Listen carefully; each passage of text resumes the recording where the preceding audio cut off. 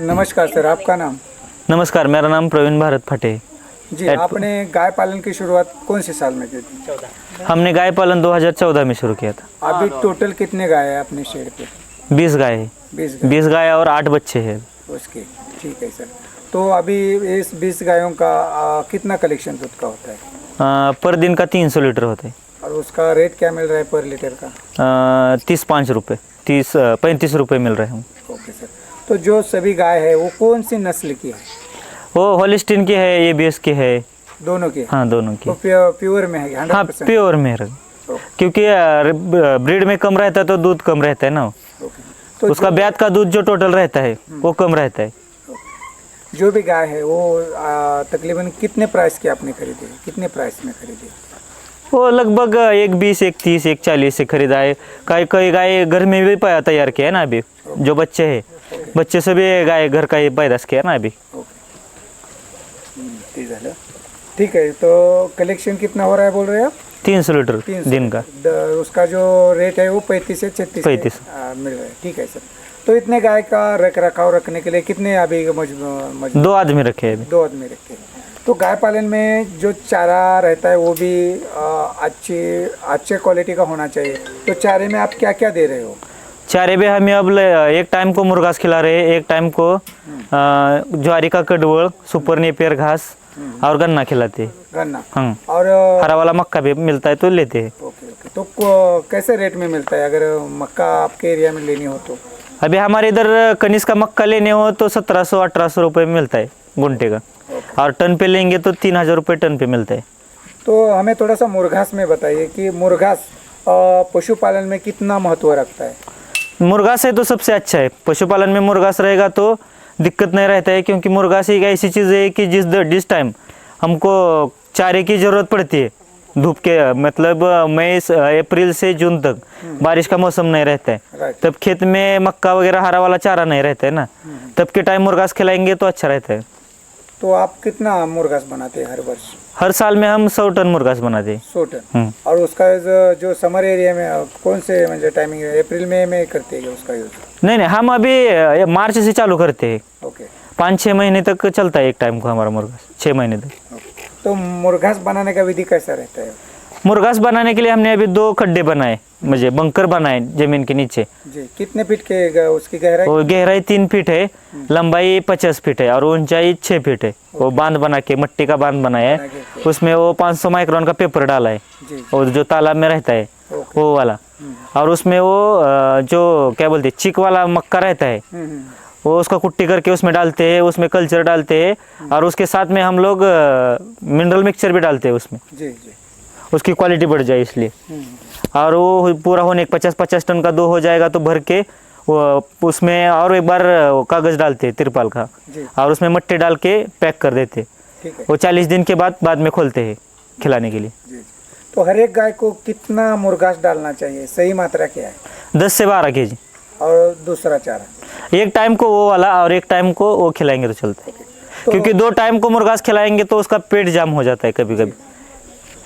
तो इन गायों को सूखा चारा भी देना पड़ता है, जैसे कि वो ज्वार का है, कुछ भूसी रहती है, तो वो कुछ देते हैं क्या?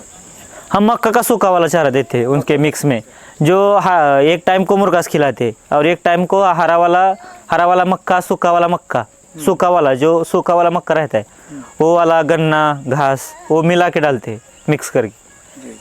ठीक है। तो आप जब गाय सब गाय खुले में किस टाइम पे छोड़ते हैं मुक्त गोटे में? खुले में अभी हम लोग सुबह के 5-5:30 बजे शेड में लेते हैं दूध निकालने के लिए। दूध निकालेंगे, पेंट खिलाएंगे और 8 बजे खुले में छोड़ देंगे कुट्टी डाल के। वो शाम को वही 4 बजे बाद में गोठे में लेंगे को भी शेड में, बाद में दूध निकालेंगे, खुराक डालेंगे और छोड़ देंगे कुट्टी डाल के। ठीक है। ऐसे अपने आप खुद पानी पिएगी, कुट्टी खाएगी। तो ये मुक्त गोटा या फ्री शेड का फायदा क्या होता है? ये लेबर का कम रहता है, वो आदमी को जो मेहनत रहता है वो कम रहता है और गाय का भी सेहत अच्छा रहता है। वो अपने मन से खा सकती है, पानी पी सकती है और बीमारी कम होती है इसकी वजह से। एक जगह पे बांध के रखेंगे तो उसको पानी जब मन चाहे पी नहीं सकती और वो कचड़े में बैठती है, एक जगह पे रहेगी। तो ये किधर है, जिधर अच्छा जगह मिलता है उधर बैठेगी, आराम से रह सकती है और इसमें से बीमारी कम होता है। तो जो मुक्त संचार गोटा रहता है, तो मुक्त संचार गोटे में हम देखते हैं कि जो गोबर रहता है वो गोबर 1 फीट तक या 1.5 फीट तक पड़ा रहता है, तो उससे भी बीमारियां फैल सकती है। लेकिन आपके यहाँ मैंने देखा कि गोबर आपके फ्री शेड में नहीं है, मुक्त गोटे में। नहीं नहीं, हम क्या करते हैं अक्टूबर नवंबर दिसंबर में से फ्री शेड में ऐसे पूरा गोबर रखते हैं, क्योंकि बारिश का मौसम नहीं रहता है और बारिश नहीं रहती तो कि पूरा सूखा हो जाता है गोबर। जून तक, हमारे इधर जून में बारिश चालू हो जाती है, जून तक पूरा गोबर फैला के रहता है। पर जून जुलाई से बारिश चालू होगी, गोबर रखेंगे तो कीचड़ बहुत होता है इसकी वजह से, इसलिए हम 3-4 महीना गोबर बाहर फेंकते हैं हर रोज बारिश के मौसम में, क्योंकि बारिश में गोबर रखेंगे और गाय आएगी तो कीचड़ बहुत होता है और उसमें से दगड़ी पकड़ता है, बाकी सब दिक्कत होता है। तो किसान भाइयों, यहाँ पे ध्यान में रखने वाली यह बात है कि हम मुक्त संचार गोटे में अभी बारिश का मौसम चल रहा है, तभी भी लोग वैसे वहाँ पे गोबर रख रहे हैं, और वो गोबर की वजह से और गीला होने की वजह से जो भी गाय के जो पाँव रहते हैं, उसके खुर रहते हैं, उसमें भी कुछ दिक्कतें हो सकती है। तो किसानों को चाहिए कि इनके जैसे बारिश के मौसम में जो भी गोबर है वो बाहर उछाल के फेंक देना चाहिए। क्योंकि क्या है, बारिश की वजह से गोबर रखेंगे और उसमें से बारिश हो जाएगी तो उसमें कचरा बहुत होता है, कचरे की वजह से वो गीला रहता है, वो गाय का नाखून जो नीचे का रहता है पाँव का वो खराब हो जाता है, उसमें कीड़े पड़ते हैं, गाय लंगड़ती है इसके, और जो कचरे में बैठेगी तो उसको दगड़ी पकड़ता है। इसलिए वो बहुत बड़ी गाय पालन में बहुत बड़ी परेशानी रहती है दगड़ी का और मास्टाइटिस का। इसमें कंट्रोल हो जाएगा तो गाय पालन अच्छा है। ये 4 महीने ख्याल रखना चाहिए। हाँ, 4 महीने ये निकालेंगे, 3 महीना भी बारिश के हिसाब से गोबर रखना नहीं चाहिए। बारिश हमारे हिसाब से जिधर क्लाइमेट है उसके हिसाब से, बारिश के हिसाब से सब देखना पड़ता है ना। तो इस गाय पालन में अगर कोई युवा करता है तो उसको हर दिन कितना टाइम देना पड़ेगा गाय पालन में? सुबह 2 घंटा, शाम को 2 घंटा मन लगा के काम करेगा तो वो 2 घंटे में पूरा काम हो जाएगा, और 2 घंटे कुट्टी लाने का। तो उतना ही काम करना पड़ेगा। उतना ही काम करो, ऐसे काम नहीं कि बाबा सुबह 10 बजे से शाम को 10 बजे तक काम नहीं करना पड़ता, पर दिमाग से करेगा तो अच्छा है ये। जी। तो अगर एक युवक बड़े शहर में जाके सर्विस करता है, उसको 40,000 या 30,000 40,000 तक का सर्विस मिलता है, और अगर वो खेत में रह के अच्छी क्वालिटी की गाय का पशुपालन करे तो उसको कौन सा बेटर रहेगा, वो या ये? नहीं, वो ऐसे हम नहीं बोल सकते, उनका भी वो जिनका वो क्या बोलते हैं वो पेशा है, आपकी पसंद है। हाँ, वो जिनको जिसमें करियर करने का है उसमें कर सकते हैं ना, जिसको क्या बोलते हैं लगन है इसमें, वही कर सकते हैं। ऐसे लाद के नहीं कर सकते ये। जी। जिसको मन से करने का है वही इसमें सक्सेस हो सकता है।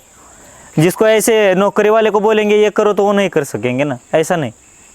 तो आप ये गाय पालन करके संतुष्ट हैं?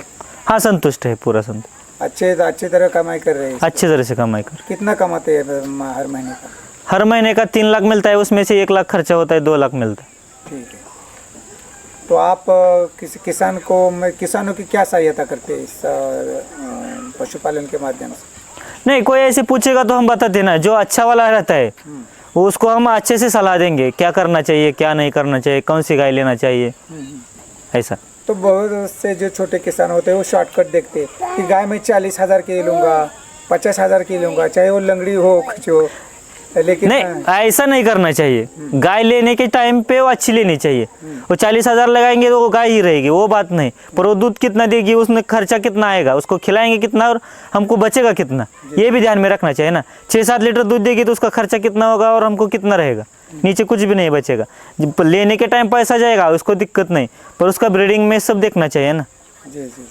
तो वैसे ही हो गया कि सस्ता वाला रोए बार बार और महंगा वाला रोए एक बार। नहीं, महंगा वाला लेंगे वैसा बात नहीं, रेट का बात नहीं रहता है। गाय का सिस्टम, क्वालिटी, उस पर कीमत रहता है। वो ऐसा नहीं, सस्ते में भी कभी कभी रहता है क्वालिटी का, क्वालिटी रहता है, क्वालिटी देख के पैसा होना चाहिए। ठीक है सर, आपने बहुत ही अच्छी पशुपालन के बारे में जानकारी दी। निश्चित ही हमारे जो भी युवा इस वीडियो को देख रहे हैं उनको फ़ायदा ही होगा। Thank you sir. Thank you.